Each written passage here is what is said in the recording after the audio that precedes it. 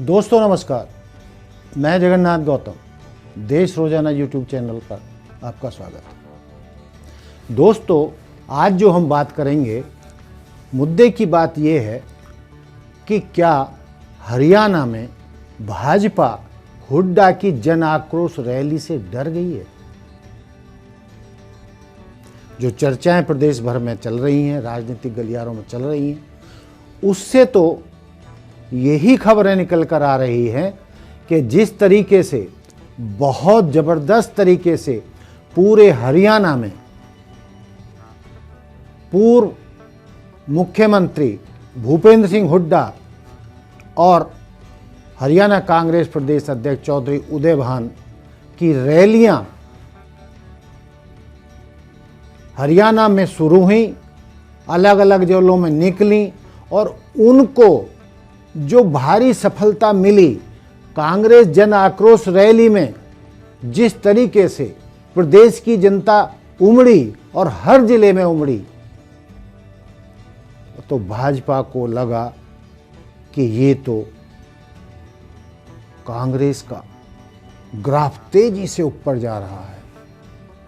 पूर्व मुख्यमंत्री हुड्डा का ग्राफ प्रदेश में तेजी से ऊपर जा रहा है और जन आक्रोश रैली की सफलताओं से डरकर भाजपा सरकार ने अपने भारी भरकम हथियार ईडी का इस्तेमाल करते हुए भूपेंद्र सिंह हुड्डा जी को बुलवा लिया, उनसे गहन पूछताछ की गई। भाजपा को लगा था कि भूपेंद्र सिंह हुड्डा ईडी की पूछताछ से डर जाएंगे, लेकिन उन्होंने बेबाकी से कहा कि मैं इन ईडी की पूछताछ से या इन सरकारी सीबीआई, इनकम टैक्स, ईडी, इनसे डरने वाला नहीं हूं और मैं उनके हर सवाल का जवाब दूंगा। वो जब भी चाहेंगे बुलाएंगे, मैं उनके हर सवाल का जवाब देता रहूंगा, लेकिन इनसे हम और हमारी कांग्रेस प्रदेश में डरने वाली नहीं है। प्रदेश भाजपा कांग्रेस के बढ़ते ग्राफ से, हमारी जन आक्रोश रैलियों में बढ़ती भीड़ से डर गई है और उन्हें आने वाले लोकसभा चुनावों और विधानसभा चुनावों में हार का डर सताने लगा है। इसीलिए चुनाव से ऐन मौके पर हुड्डा जी को दबाने के लिए, उनको मुख्यमंत्री की दौड़ से बाहर करने के लिए हरियाणा के गृह मंत्री अनिल विज ने केंद्रीय हाई कमान की मदद से उन पर ईडी की कार्रवाई शुरू कर दी। दोस्तों सब जानते हैं कि ये जो आरोप थे हुड्डा जी पर, ये तो 10 साल पहले से लग रहे थे, या जब से भाजपा सत्ता में लौटी थी हरियाणा में और केंद्र में, ये आरोप तो तभी से लग रहे थे और कार्रवाई करने की बात चल रही थी, लेकिन 10 साल में इन्हें याद नहीं आया। लेकिन जैसे ही चुनाव करीब आए, चुनावों का माहौल बना और 2024 में लोकसभा चुनाव और विधानसभा चुनावों की तैयारियां कांग्रेस ने शुरू की, जन आक्रोश रैलियां शुरू की, जिससे कांग्रेस का ग्राफ तेजी से बढ़ने लगा। उससे हरियाणा भाजपा को लगा कि ये तो बहुत तेजी से कांग्रेस आगे बढ़ रही है, तो भाजपा को इससे नुकसान हो सकता है, हरियाणा में भाजपा सत्ता से बाहर रह सकती है। तो उन्होंने हर वो कदम उठाना शुरू कर दिया जिससे कि कांग्रेस को प्रदेश में बढ़ने से रोका जा सके। और चुनाव शुरू होने से पहले ही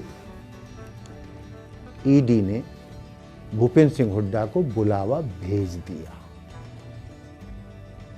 तो दोस्तों, मैं ये नहीं कह रहा हूं, ये प्रदेश की जनता का कहना है, राजनीतिक पंडितों का कहना है कि ये ईडी के बुलावे अचानक ही नहीं हुआ आया है।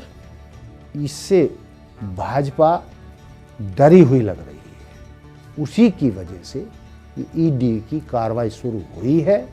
इसके अलावा और भी सख्त कदम भाजपा हाईकमान न केवल भूपेंद्र सिंह हुड्डा और अन्य भाजपा नेताओं के खिलाफ भी हरियाणा में कर सकता है। बल्कि कई राजनीतिक पंडित तो कांग्रेस के वरिष्ठ नेता रहे अशोक तंवर और वर्तमान में आप में जो थे उस समय से, उनको भी वहां से भाजपा में लाना वो भी भाजपा के डर का कारण है। और वो हर ऐसे नेता को जिस पे या तो कोई आरोप हो या जिससे भाजपा मजबूत होती हो, उसको अपने साथ लाना चाहते हैं, चाहे उसके लिए उन्हें साम दाम दंड और भेद का सहारा क्यों ना लेना पड़े। लेकिन उसके बावजूद जानकारों का मानना है कि ईडी की इस कार्रवाई से कांग्रेस हरियाणा में कमजोर नहीं होने वाली है। ना हुड्डा गुट डरने वाला है और ना ही एसआर के ग्रुप इससे डरकर शांत बैठने वाला है। जैसे कि जन आक्रोश रैलियां पूरे हरियाणा में कामयाबी के साथ चली, उसी तरीके से एसआर के ग्रुप की कुमारी शैलजा की रैलियां भी कामयाबी के साथ पूरे हरियाणा में सफल हो रही हैं। और ये इस बात का प्रतीक माना जा रहा है कि हरियाणा में भाजपा के कदम उखड़ रहे हैं और कांग्रेस तेजी से सत्ता की ओर बढ़ रही है। तो दोस्तों, ये था हमारा आकलन कि हुड्डा जी पर जो ईडी की कार्रवाई शुरू हुई है वो जन आक्रोश रैली के बाद ही क्यों हुई है, चुनावों के समय ही क्यों हुई है। लेकिन हुड्डा समर्थकों और कांग्रेस जनों का ये मानना है कि हम इससे डरेंगे नहीं और हरियाणा में भाजपा को हार का मुंह देखना पड़ेगा ही, ये प्रदेश की जनता ने तय कर लिया है। तो दोस्तों, ये था हमारा आज का मुद्दा कि हुड्डा पर जो ईडी की कार्रवाई शुरू हुई, कहीं वो जन आक्रोश की सफलताओं के मद्देनज़र तो भाजपा हाईकमान ने और प्रदेश भाजपा सरकार ने नहीं कराई है। तो दोस्तों, देखते रहिए देश रोजाना। मिलते हैं फिर कल एक नए एपिसोड के साथ, नए मुद्दे में फिर बात करेंगे। जय हिंद, जय भारत, जय संविधान, नमस्कार।